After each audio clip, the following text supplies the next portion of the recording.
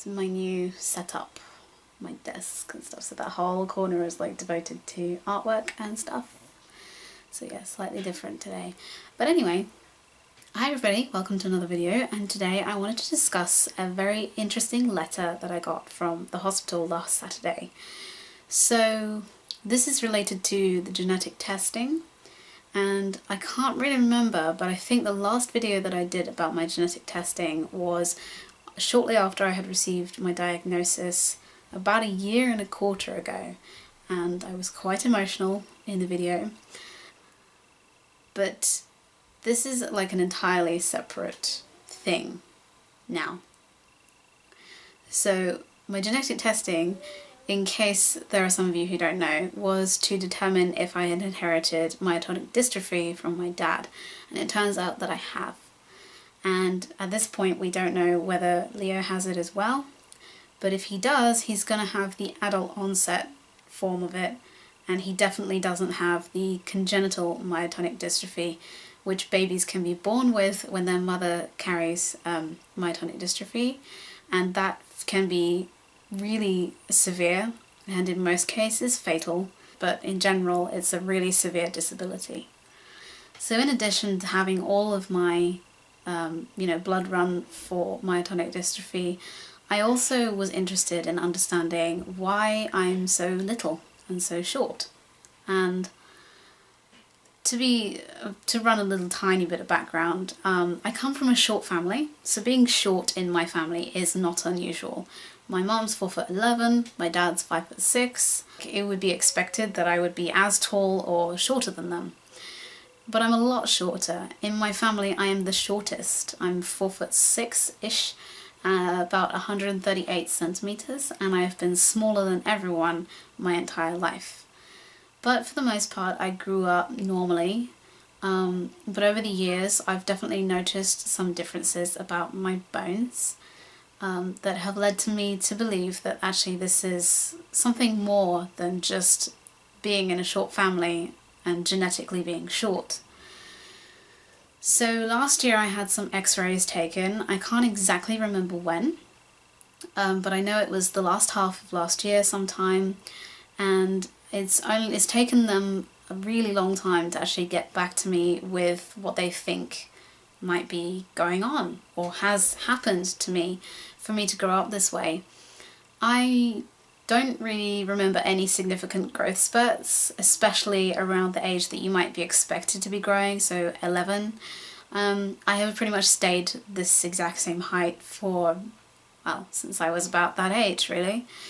Everything else happened, my periods arrived, my hips got wider, I developed some rather mediocre boobs in my opinion, and although, I'm actually kind of counting my blessings with that these days because I don't have to wear a bra and it's lovely. And John isn't a boob man, so that's great. I decided to have these x-rays done. They sent me a letter last Saturday telling me that they don't really know why my bones are like they are. They can see that there are some unusual things going on and there are some differences. At this point I don't really know what they are. I would like to meet them face to face and discuss these in depth. But for the most part they can see that, nothing is causing me any problems, and I know that anyway because I don't experience any pain or difficulties or, things that I can't do as a result of my bone structure. They don't know whether it could be something that I could pass down to my children, but I'm actually inclined to say that I don't think it is. I think that it's either some kind of recessive gene, or it's like complete fluke, it's like a mutation, or some kind of external influence, although I don't know what that could be. So basically from my x-rays they can't tell a lot, but what they can do for me is they can take a sample of my blood and run my DNA through a lab, and look at every single gene in my DNA to find the one that is responsible for me not growing up right.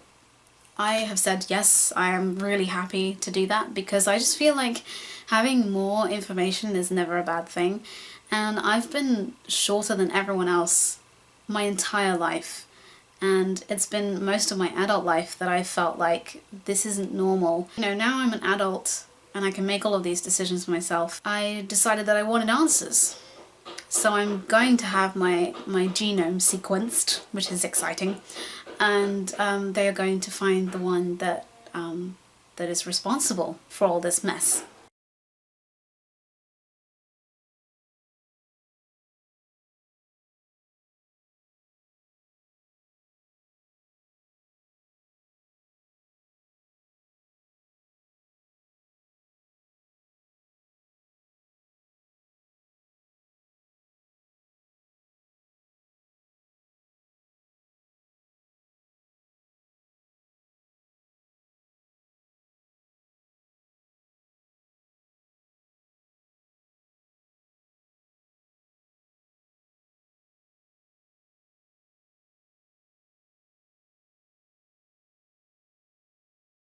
You know, growing up different is hard.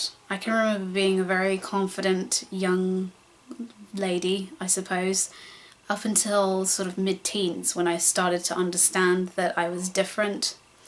I wasn't growing up the same way, and I guess, you know, at that age, you know, if you're different, it can be really, really difficult to feel like you fit in and like you're just normal, you know. And I think I lost an awful lot of confidence when I was that age, just from being different and wishing I was like everyone else. Especially when it came down to visible differences. So my hands and feet look very different. I have very large joints and strange shaped nails. And this is actually my right hand, so it's actually better than my left hand, but my left hand is holding tea right now, so can't really show you. But my index fingers are like that all the time, and I can't straighten my ring finger, and yeah, they're just generally a bit bony and a bit weird looking. My left hand is worse. My ring finger, I can't get it any further than that. My pinky finger is very bent over. Very stiff thumb joint, can't really get the same range of motion in that joint as my other hand, which has loads more freedom. And same for like my index finger joints, they're very stiff as well. I don't think I've actually ever shown the internet quite openly my hands. I've always been very shy of them. And then also just my facial structure is very different. I have a very narrow face. And I have very small nose and small ears and things, and like small jaw. Basically I haven't sort of grown upwards and outwards a little bit in some ways, but I did get adult teeth. So what that means is that my teeth sometimes appear to be too large for my mouth, and they actually protrude out of my mouth a little bit, which is not sexy, and that is the thing that I absolutely, above everything else, detested growing up. And I'm still not okay with it now. I really don't like people taking photos of me from the side or looking at me from the side. It's a little bit of a psychological thing as well, like, but I'm getting there. And all of that confidence that I lost when I was a teenager, I feel like it's slowly coming back, you know. I actually took up a class recently, a pole dancing class.